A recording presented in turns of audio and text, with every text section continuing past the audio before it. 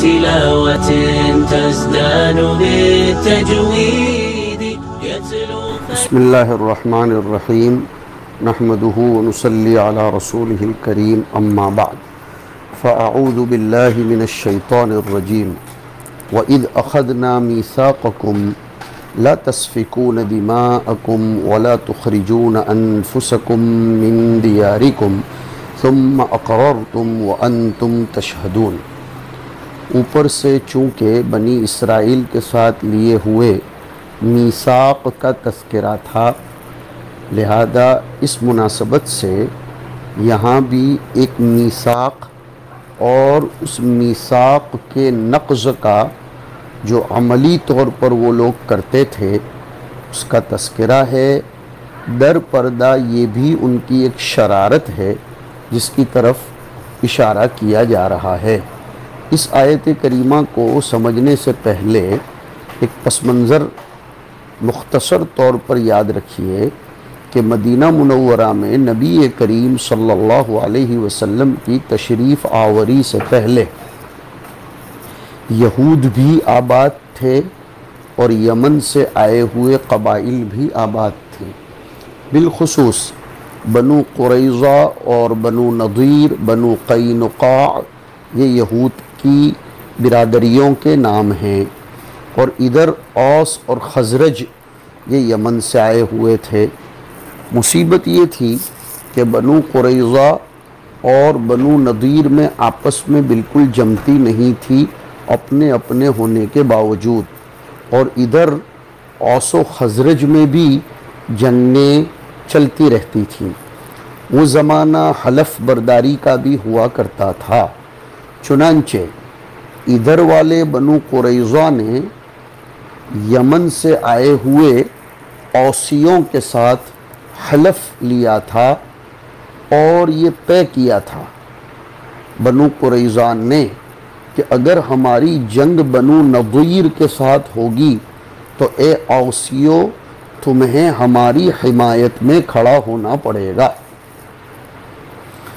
اور اگر اے اوسیوں تمہاری جنگ خزرجیوں سے ہوگی تو ہم تمہاری حمایت میں کھڑے رہیں گے۔ اور ادھر سے بنو نضیر اور خزرج کے درمیان بھی کچھ ایسا ہی معاہدہ ہوا تھا۔ بنو نضیر نے کہا خزرجیوں سے کہ اگر تمہاری اوسیوں سے جنگ ہوگی تو ہم تمہارا ساتھ دیں گے، اور اگر ہماری بنو قریظہ سے جنگ ہوگی تو تم ہمارا ساتھ دینا۔ یہ ان میں چلا تھا۔ ایک طرف یہ بات ذہن میں رکھیے۔ دوسری بات ذہن میں رکھنا ضروری ہے، تبھی سمجھ میں آئے گی کہ اللہ رب العزت نے تورات میں ان سے ایک معاہدہ یہ بھی لیا تھا کہ تم اندر اندر خونہ مرکی نہیں کرو گے، قتل و خوریزی نہیں کرو گے، اور اپنے ہی بھائیوں کو، یعنی اس میں بنو قریظہ بنو نضیر سب لوگ آ گئے مجموعی طور پر، کہ تم کسی کو قیدی بھی نہیں بناؤ گے اور نہ اپنے وطن سے نہ اپنے دیار سے ان کو نکالو گے، نفی بھی نہیں کرو گے۔ یہ اللہ نے معاہدہ لیا تھا۔ اب جب بنو قریظہ کی بنو نضیر سے جنگ ہوتی یا اوسیوں کی خزرجیوں سے جنگ ہوتی، ذہن میں رکھیے گا، خاص طور پر جب اوسیوں کی خزرجیوں سے جنگ ہوتی تو خزرجیوں کا ساتھ دیتے تھے بنو نضیر اور اوسیوں کا ساتھ دیتے تھے بنو قریظہ۔ حمایت کرتے کرتے یہ لوگ آپس میں ایک دوسرے کے آمنے سامنے بھی کبھی آ جاتے تھے، اس لیے کہ دونوں کو اپنے اپنے حلفاء کا خیال کرنا ہوتا تھا۔ تو اب اگر بنو قریظہ اوسیوں کا ساتھ دیتے دیتے خزرجیوں کے ساتھ ملے ہوئے بنو نضیر کا مقابلہ کرنے اترتے تھے، اور بنو نضیر کا کوئی آدمی ان کے قبضے میں آ جاتا تھا تو وہ اپنے حلفاء کا خیال کرتے ہوئے اس کو قیدی تو بنا لیتے تھے، کون؟ بنو قریظہ بنو نضیر کے آدمیوں کو قیدی بنا لیتے تھے صرف اوسیوں کا ساتھ دیتے ہوئے۔ وَكَذَا بِالْعَكْسِ کہ بنو نضیر خزرجیوں کا ساتھ دیتے دیتے اگر ان کے قبضے میں بنو قریظہ کا کوئی آ جاتا تھا تو اس کو پکڑ لیتے تھے، اور پھر عجیب لوگ تھے، فدیہ دے کر چھڑا بھی لیتے تھے اپنے آدمیوں کو۔ اور جب ان سے پوچھا جاتا تھا کہ جب تمہیں فدیہ دے کر چھڑانا ہی ہے تو پکڑتے کیوں ہو، تو اس کا جواب دیتے تھے ہم تو ہمارے حلف کا خیال کرتے ہیں، ہم تو ہماری جو معاہدے کی دفعات ہیں اس کا خیال کرتے ہیں۔ ارے بھائی، تورات میں جہاں یہ کہا گیا ہے کہ اگر اپنوں کو پکڑا جائے تو فدیہ دے کر اس کو چھڑاؤ، تم تورات کے اس حکم پر تو عمل کرتے ہو، لیکن تورات میں یہ بھی تو کہا گیا ہے کہ تم خود ایک دوسرے کو نہ قتل کرو نہ قیدی بناؤ، تو اس پر تو تم عمل نہیں کرتے۔ مطلب بالاختصار وہ لوگ دودھ میں بھی پیر، دہی میں بھی پیر، رام بھی خوش رحیم بھی خوش، آدھا تیتر آدھا بٹیر، ایسا معاملہ کرتے تھے۔ اللہ رب العزت اس لیے اس اور اس کے بعد والی آیت میں ان پر بھڑکے ہیں، اور اللہ نے اپنے قانون کو بتا دیا ہے جو میرے آپ کے پوری انسانیت کے کام کا ہے کہ افتؤمنون ببعض الکتاب وتکفرون ببعض، تمہارے جی کو لگتی باتیں ہوں تو تم اس کے اوپر ایمان رکھتے ہو، عملی قبول کرتے ہو، اور جی کو نہ لگے تو اس سے چھٹکنے کے کوئی نہ کوئی راستے تلاش کرتے ہو۔ ایسا کرنے والوں کی سزا دنیا میں ذلت و رسوائی ہے، اور آخرت میں گرفت خداوندی سے وہ بچ نہیں سکیں گے۔ آج بھی عزیز طلبہ، میرا آپ کا سب کا حال یہی ہے کہ ہم لوگ بعض شریعت پر جو ہماری ہوائے نفسانی کے مطابق ہو، سنت وغیرہ کا نام دے کر بھی عمل کر لیتے ہیں، اور بعض شریعت پر جو ہماری خواہشات نفسانیہ کے مخالف ہو، اگرچہ وہ از قبیل فرائض و محرمات ہو، پھر بھی ہم عذر بیانی کر کے اس سے ہٹ جاتے ہیں۔ ایسا غلط ہے، مکمل شریعت پر عمل کرو۔ اللہ تعالیٰ فرماتے ہیں یا ایہا الذین آمنوا ادخلوا فی السلم کافۃ ولا تتبعوا خطوات الشیطان انہ لکم عدو مبین۔ تو مدینہ میں یہ دو قبیلے تھے، بنو قریظہ بنو نضیر، اور ہجرت سے پہلے دو قبیلے مشرک تھے، اوس و خزرج۔ میں نے تم کو یہ پوری بات سمجھا دی۔ اس طرح یہ لوگ ایک دوسرے کو قتل کرتے تھے، تو حالانکہ ان کے لیے ایک دوسرے کو قتل کرنا ممنوع تھا، لیکن حلیف کا خیال کرتے ہوئے، حلیف، اوس کا حلیف بنو قریظہ تھا، اور بنو نضیر کا حلیف یا خزرج کا حلیف بنو قریظہ نہیں بلکہ بنو نضیر تھے۔ دیکھو اس وقت کو یاد کرو جب کہ ہم نے تم سے معاہدہ لیا تھا وقلنا، اور اس معاہدے میں یہ کہا تھا لا تسفکون دماءکم، کہ تم آپس میں ایک دوسرے کا خون نہیں بہاؤ گے۔ قرآن کریم کا مزاج ہے، وہ اپنائیت کو بتلانے کے لیے دوسروں کے خون کو اپنے خون سے تعبیر کرتا ہے۔ وَلَا تَقْتُلُوا أَنفُسَكُمْ، ایک تفسیر یہ بھی کی گئی ہے اس کی کہ وَلَا تَقْتُلُوا إِخْوَانَكُمُ الْآخَرِينَ، لیکن لا يؤمن احدكم حتى يحب لأخيه ما يحب لنفسه، کمال موانست اور مجانست بتلانے کے لیے غیر کو اپنے آپ سے تعبیر کر دیا۔ وَلَا تَأْكُلُوا أَمْوَالَكُمْ بَيْنَكُمْ بِالْبَاطِلِ، ای اموال اخوانکم الآخرین، لیکن اس کو اموالکم کہہ دیا گیا۔ ویسے ہی یہاں قتل غیر کو قتل نفس سے تعبیر کر دیا گیا، نسبی اتصال کی بنا پر بھی، دینی اتصال کی بنا پر بھی، گویا یہ ملابست کے طور پر مجاز کا رشتہ پایا جائے گا۔ اور یہ بھی کہہ سکتے ہیں کہ تم جب ان کو قتل کرو گے تو خود قتل کیے جاؤ گے، تو تمہارے خود کے قتل کرنے کا سبب تم بنے، اس لیے اطلاق السبب علی المسبب کا رشتہ بھی اس میں قائم کیا جا سکتا ہے۔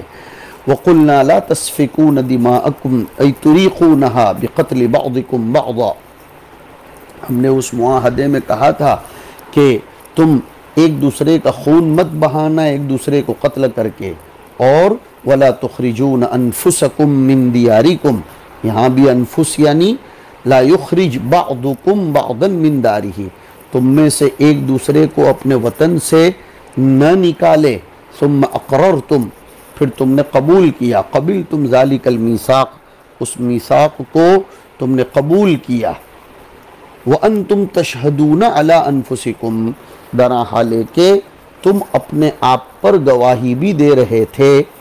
دیکھیے ثم اقررتم ای قبلتم، اقرار کی تفسیر قبول سے فرمائی ہے تاکہ وَأَنْتُمْ تَشْهَدُونَ یہ تأسیس بن جائے، تاکید نہ بنے۔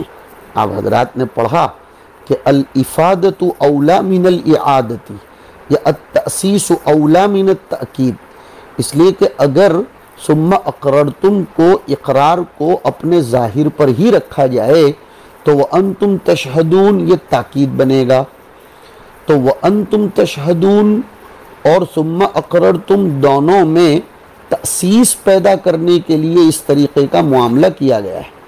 قاضی بیضاوی کی رائے یہ ہے کہ وَأَنْتُمْ تَشْهَدُونَ تاکید ہے، اہل عرب کہتے ہیں اقر فلان شاہداً علی نفسہ، اور ایک تفسیر یہ بھی کی ہے کہ انتم ایھا الموجودون تشہدون علی اقرار اسلافکم، شاندار یہ تفسیر ہے، بہت دل لگتی ہے کہ ثم اقررتم یہ تو خطاب ہے آبائے یہود سے، اور وانتم تشہدون یہ ان یہود سے جو حضور کے زمانے میں موجود تھے، تو اب ترجمہ یہ ہوگا کہ تم لوگوں نے یعنی تمہارے آباء و اجداد نے اس معاہدے کو قبول کیا تھا، اور اس زمانے کے یہود تم اس پر گواہ بھی ہو تمہارے تاریخی وثائق اور دستاویزات کی بنیاد پر کہ ہمارے باپ دادوں نے ایسا کیا تھا۔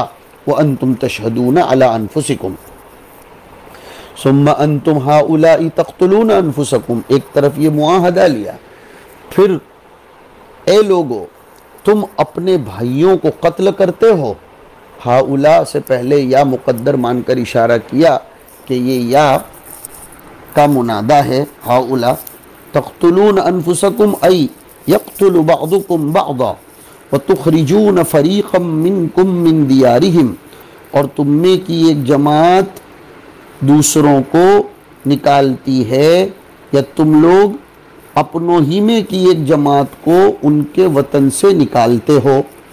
تظاہرون کیوں نکالتے ہو؟ تظاہرون علیہم تم ان کے خلاف اپنے حلفاء کا تعاون اور مدد کرتے ہو۔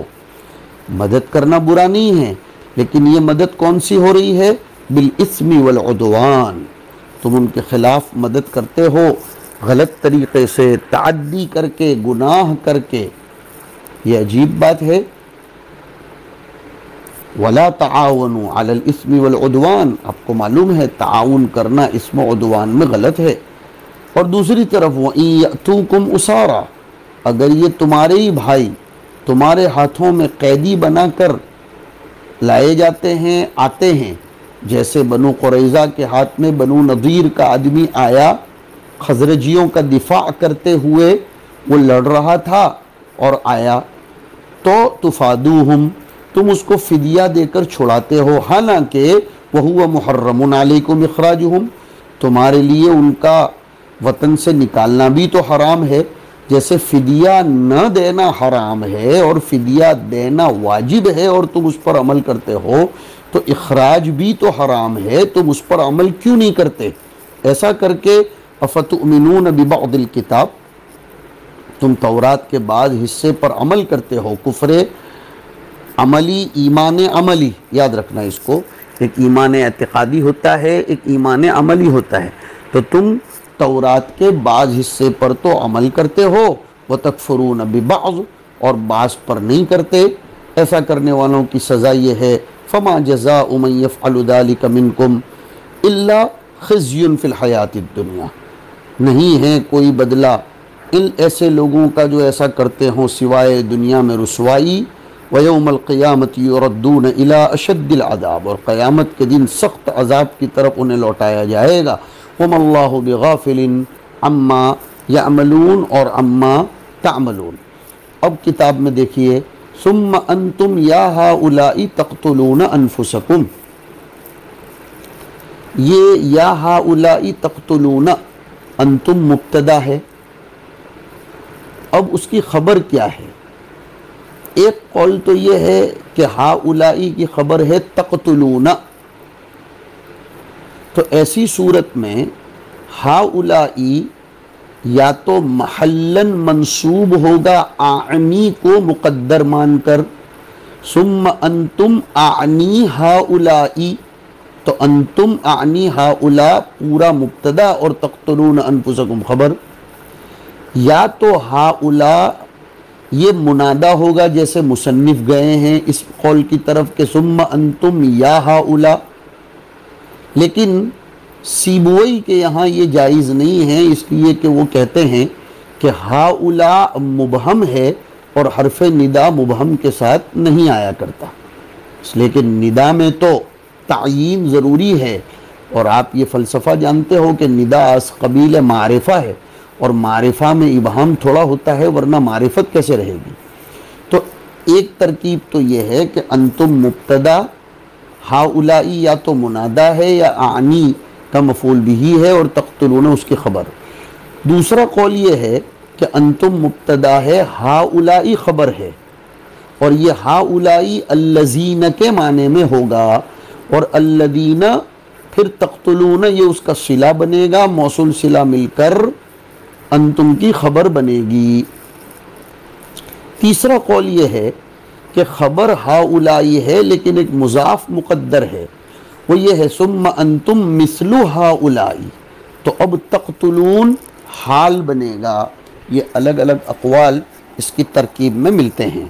ثم انتم ہاؤلائی تقتلون انفسکم وتخرجون فریقا منکم من دیارہم تظاہرون، یہ اصل میں تظاہرون فیہ ادغام التاء فی الاصل فی الظاء، تظاہرون تھا، تا اور ظا قریب المخرج ہے، اس لیے تا کا ظا میں ادغام کر دیا اور تظاہرون پڑھا۔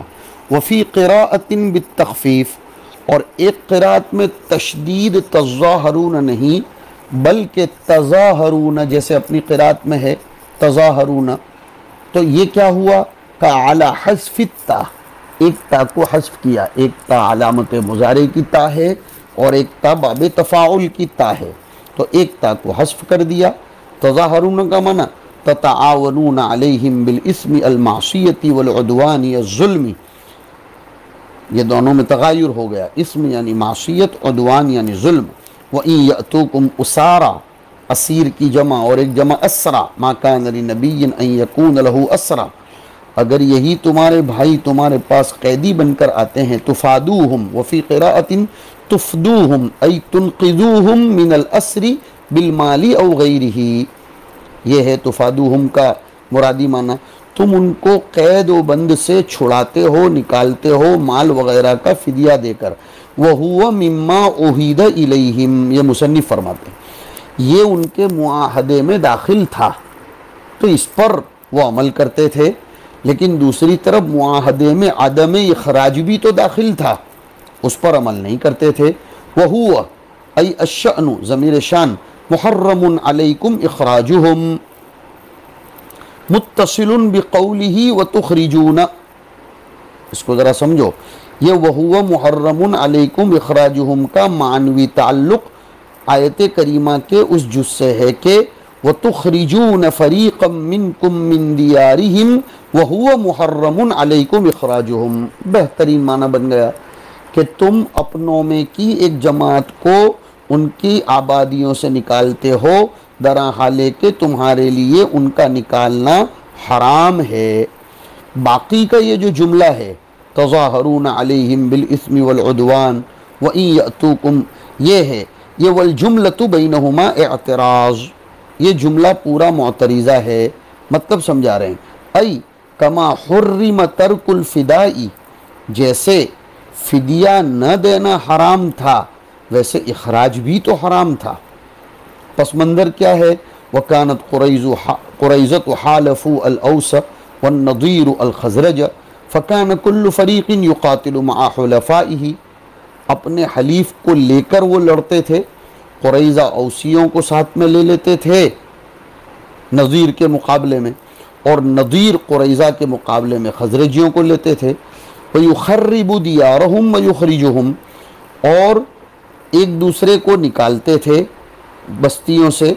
فَإِذَا أُسِیرُوا، جب پکڑ کر لائے جاتے تھے فَدَوْهُمْ، تو فدیہ دے کر چھڑا بھی لیتے تھے. وَكَانُوا إِذَا سُئِلُوا، اور جب ان سے پوچھا جاتا تھا لِمَ تُقَاتِلُونَهُمْ وَتُفْدُونَهُمْ، ایک طرف تم قتال بھی کرتے ہو دوسری طرف فدیہ دے کر چھڑاتے بھی ہو، قالو، تو یہ عذر بیانی کرتے تھے امرنا بالفدا، ہمیں حکم دیا گیا کہ تم میں کا اگر کوئی قیدی بنا کر لایا جائے تو اس کو چھڑا لینے کا. فیقالو، تو کہا جاتا تھا فلیم تقاتلونہم، یہ کھجا کر خون کیوں نکالتے ہو، پھر لڑتے کیوں ہو؟ لڑتے ہو تو قیدی بنا کر وہ پکڑ کر لائے جاتے ہیں اور پھر پیسے بھی خرچ ہوتے ہیں. فیقولون، تو کہتے تھے حیاء ان یستذل حلفاؤنا، ہمارے حلیف کہیں ذلیل نہ ہو جائیں اس شرما شرمی میں. اس کو کہتے ہیں وقال تعالی افتؤمنون ببعض الکتاب، کیا تم کتاب کے بعض حصے پر تو عمل کر رہے ہو، وہو الفدا، یعنی فدیہ دینا، وتکفرون ببعض، اور بعض پر عمل نہیں کرتے. کون سا؟ وہو ترک القتل وترک الاخراج وترک المظاہرۃ، قتل نہ بولا گیا ہے، اخراج نہ بولا گیا ہے، اور مظاہرہ بالاسم والعدوان نہ بولا گیا ہے، لیکن تم یہ سب دھندے کرتے ہو، یہ تم کر رہے ہو. فما جزاء من يفعل ذلك منكم الا خزي هوان وذل في الحیاۃ الدنیا، اور ہوا ایسا کہ وقد خضوا بقتل قریظۃ ونفی النظیر الى الشام وضرب الجزیۃ، وہ رسوا ہوئے اس طور پر کہ بنو قریظہ کو قتل کیا گیا، بنو نظیر کو شام کی طرف نکال دیا گیا اور ان کے اوپر جزیہ تھوپ دیا گیا. اور قیامت کا عذاب تو اپنی جگہ ہے ہی ہے. وَيَوْمَ الْقِيَامَةِ يُرَدُّونَ إِلَىٰ أَشَدِّ الْعَذَابِ وَمَا اللَّهُ بِغَافِلٍ عَمَّا يَعْمَلُونَ عَمَّا تَعْمَلُونَ أُولَٰئِكَ الَّذِينَ اشْتَرَوُا الْحَيَاةَ الدُّنْيَا بِالْآخِرَةِ بِأَنْ آثَرُوهَا عَلَيْهَا، اشترا کا مطلب سمجھایا. فَلَا يُخَفَّفُ عَنْهُمُ الْعَذَابُ وَلَا هُمْ يُنصَرُونَ يُمْنَعُونَ مِنْهُ.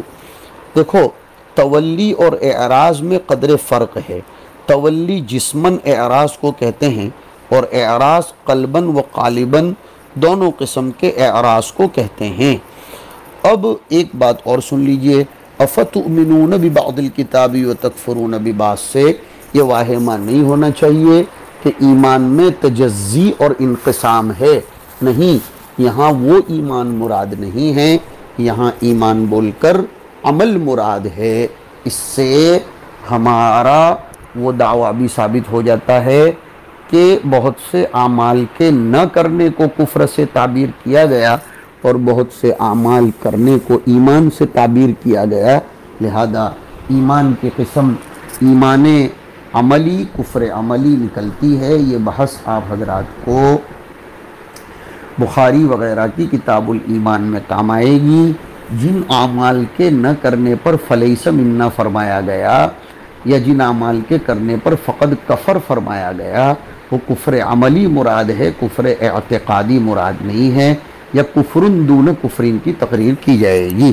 وصلی اللہ علی النبی الکریم.